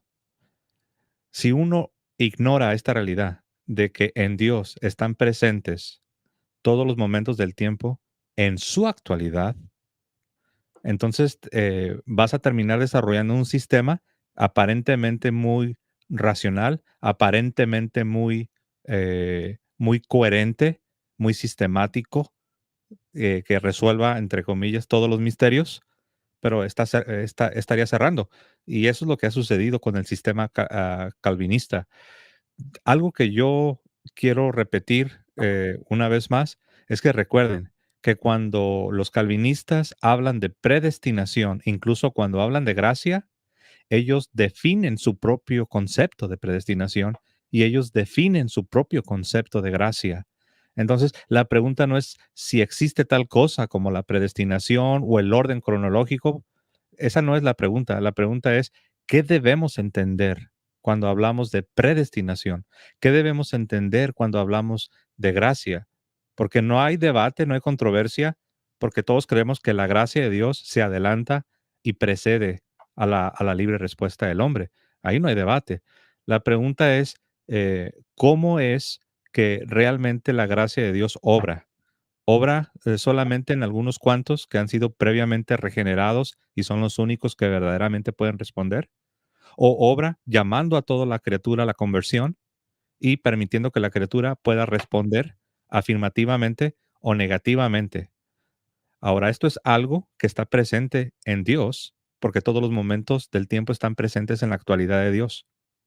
Y de una manera misteriosa, que no es pelagiana, no es semipelagiana, de una manera misteriosa, Dios ha predestinado, pero Dios no predestina sin incluir la libre respuesta del hombre. Dios predestina, sí, pero Dios predestina permitiendo la libre respuesta del hombre.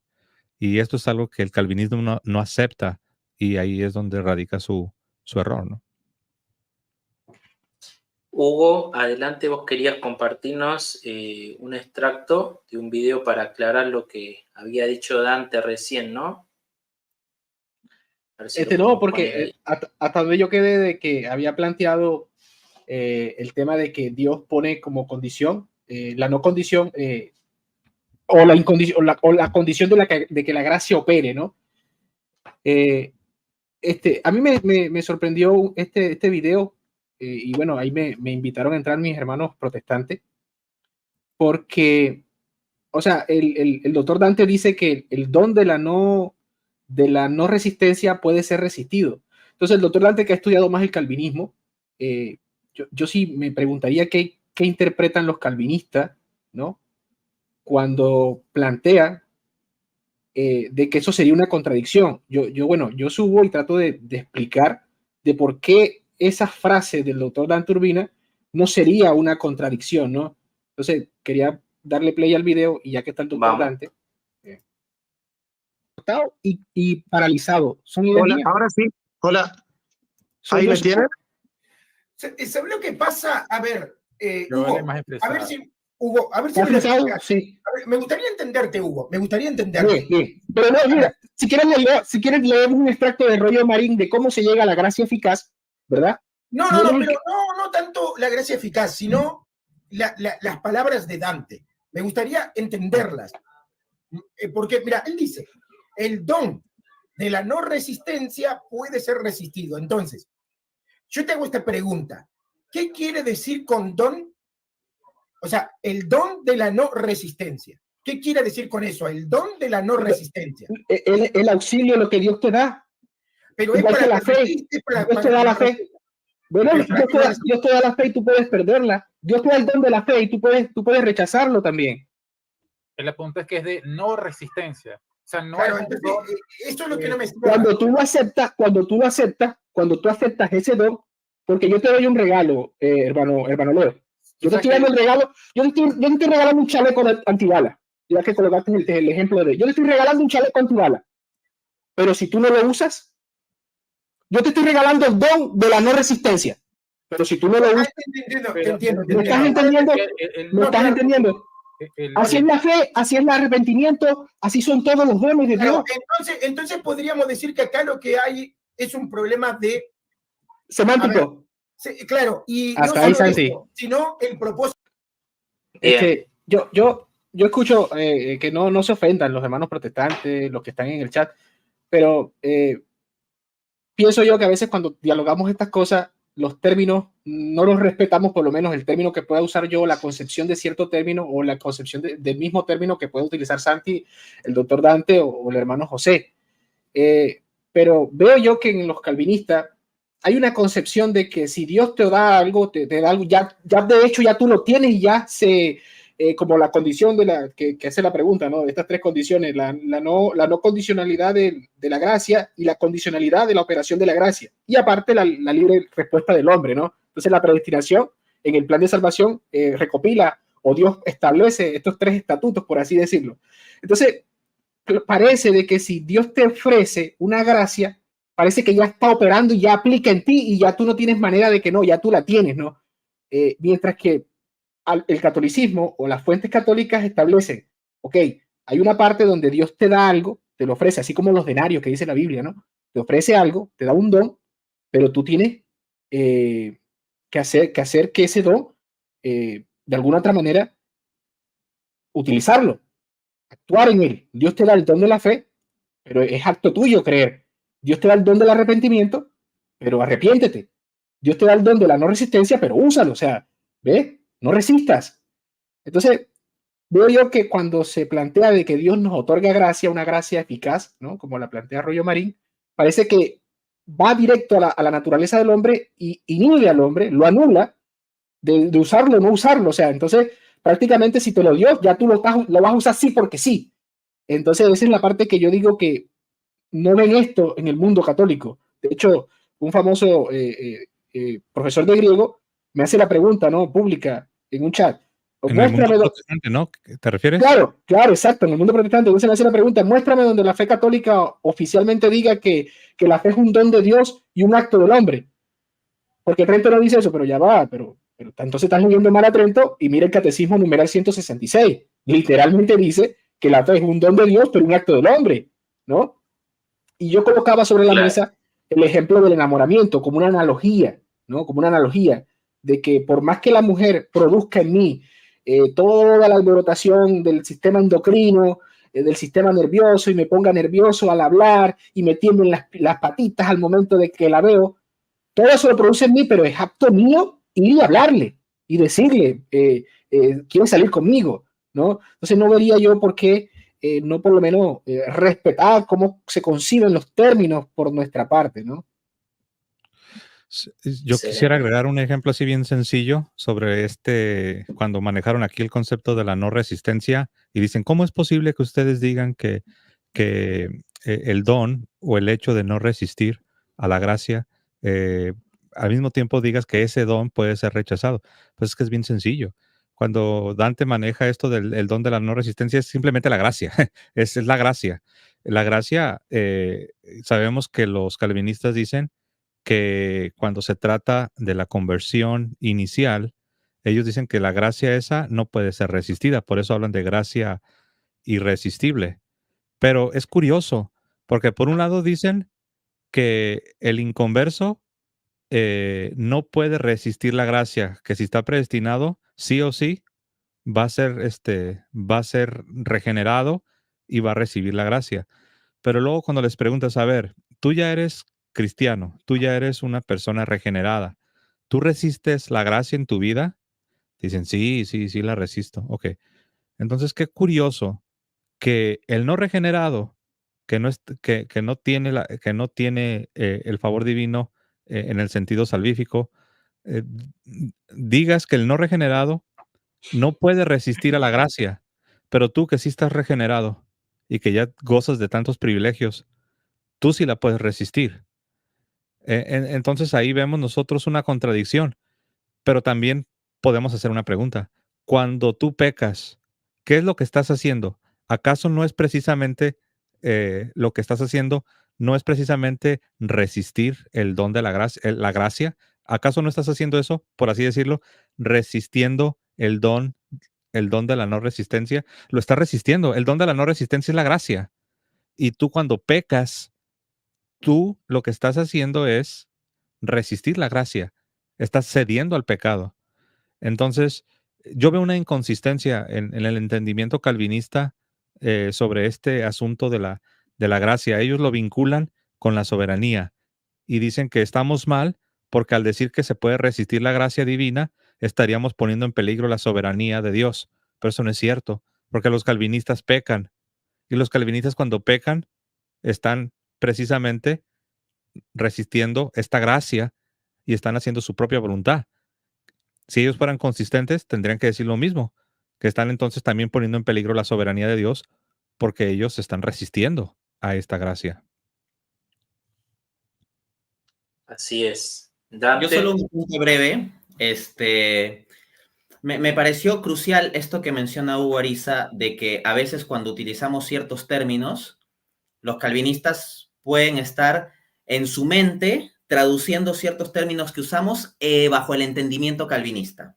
Entonces, dicen, oye, esto no puedo ser, esto es absurdo, ¿cómo va a decir eso?, etcétera, cuando el problema no es la idea en sí misma, sino que cuando expresamos la idea, ellos la terminan escuchando con un filtro calvinista.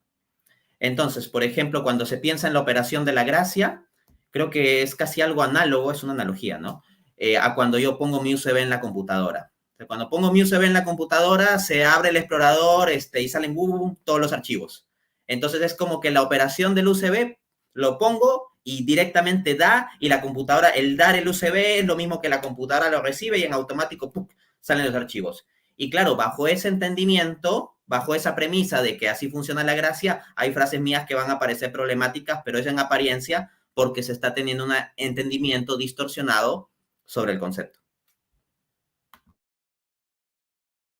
Excelente. Bueno, hermanos, les digo que no se pongan bravos porque no vamos a poder responder absolutamente todas las respuestas. Ya vamos a ir, ya vamos aterrizando en el programa.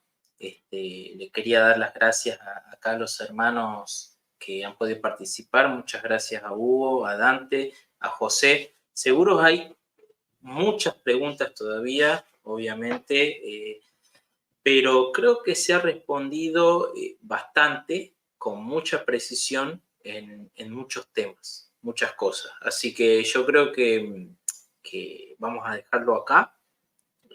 La verdad que ha sido un placer tenerlos acá, hermanos queridos, Dante, José y Hugo. La verdad que siempre un placer poder compartir con ustedes y una alegría que estén acá en el canal. Así que bueno, espero que se pueda dar de nuevo ahí algún otro programa.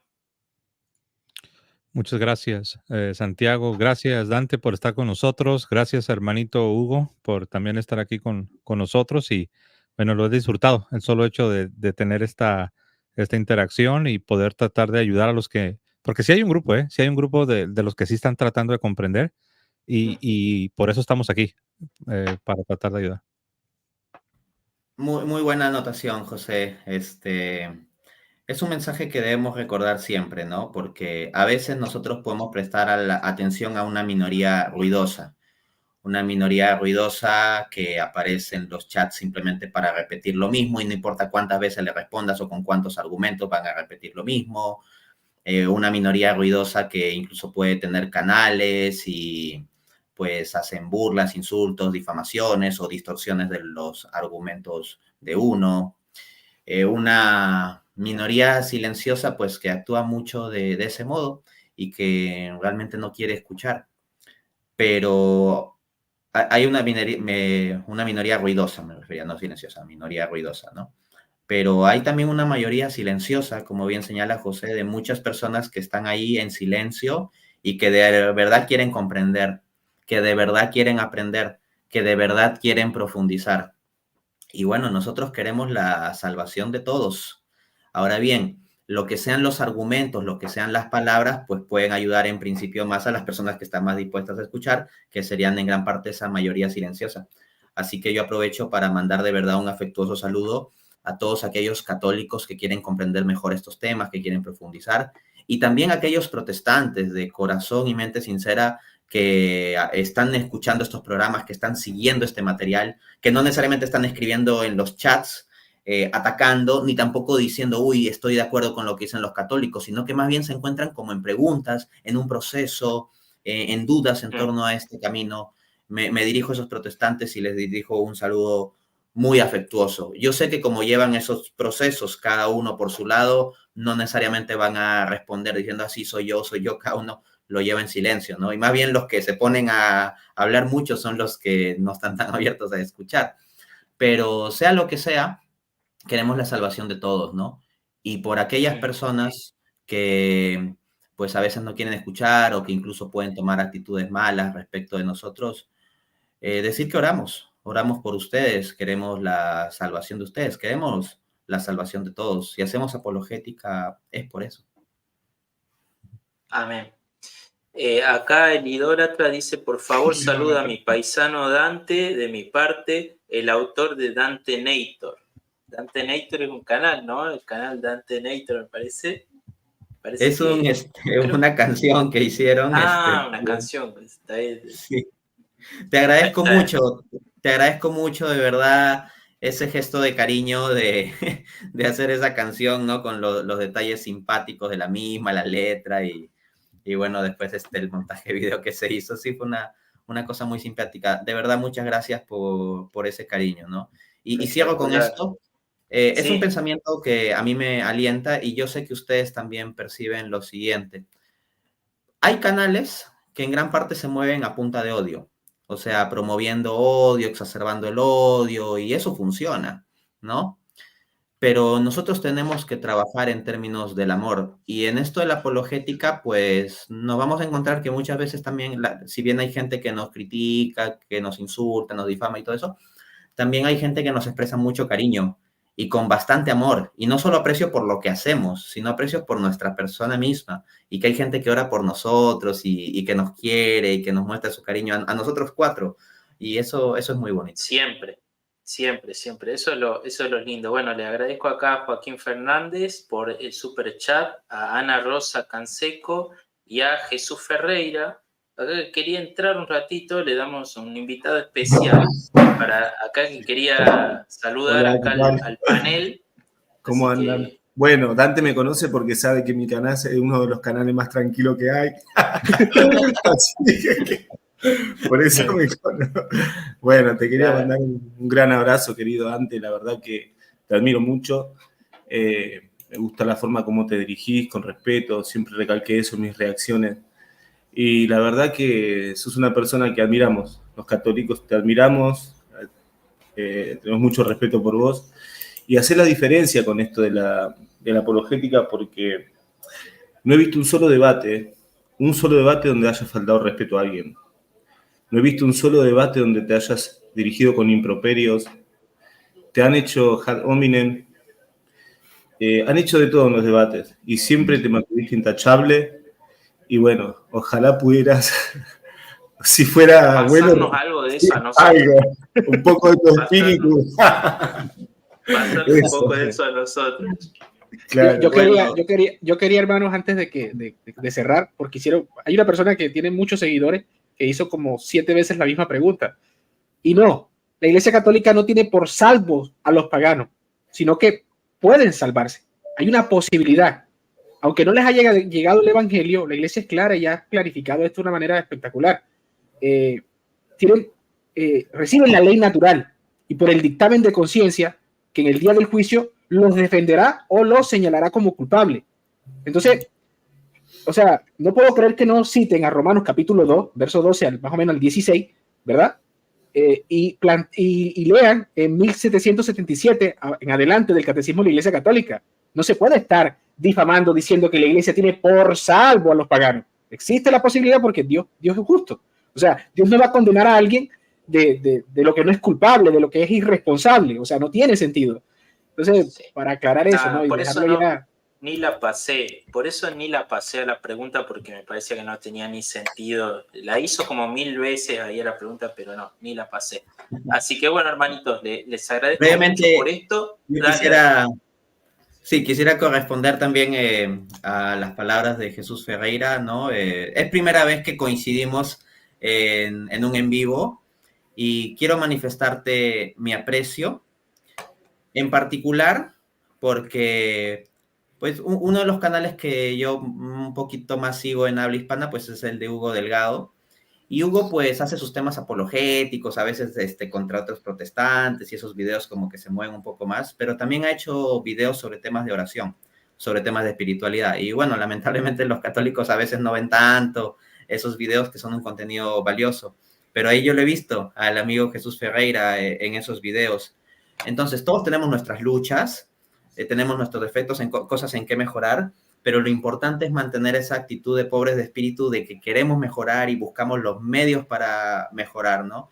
Y asimismo quiero agradecerte muchísimo por el hecho de que en circunstancias luego del debate, ¿no?, que sostuve con Ramos sobre el tema de la predestinación, luego de eso vinieron un conjunto de dimes y diretes al punto de difamación, e incluso se acudió a alguien que presentaron como un sacerdote católico y tú mostraste evidencia de que realmente no lo era. A mí me llamó la atención eso, pero te agradezco mucho, porque a veces uno mismo no puede gastar tampoco todo ese tiempo en defenderse, ¿no? Porque en primer lugar uno no está llamado a eso. Si yo me defendiera de cada difamación, dedicaría mi canal a eso, ¿no?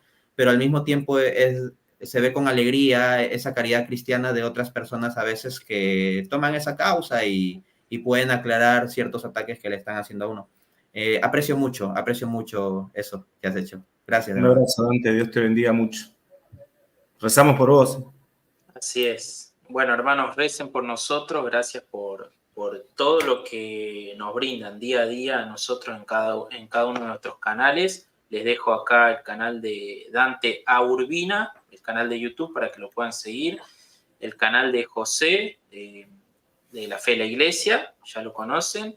El canal de Hugo Ariza, así como suena.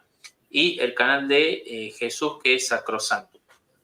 Así que, bueno, para Dante, que pasar y suscribir. Dante, una preguntita. ¿Cuándo vas a hacer un video acerca de la resurrección de la carne?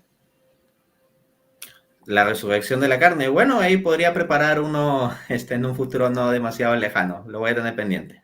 Por favor, lo vamos a estar esperando. Bueno, muchas gracias, hermanos, por todos los que están acá y los que participaron hoy en el chat. Solo Les mando un abrazo grande. Sí, un abrazo, Jesús. José. Como llegó al último, no lo pudimos saludar. Jesús, un abrazo. Qué bueno que estás por aquí, hermano. Dios te bendiga, José. Saludo a Hugo ahí, que está abrazo, siempre... garrotero.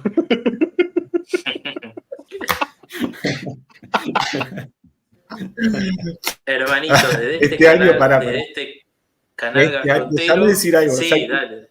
Déjame decir algo. Este año el padre Curateca y el otro sacerdote que está en Venezuela me quitan el puesto de garrotero. Olvídate, ya quedé tercero, cuarto. Muy bien, che. Bueno, hermanos, de este canal garrotero les mandamos un abrazo grande y bueno, como siempre digo, que viva la hispanidad y que viva la Iglesia Católica.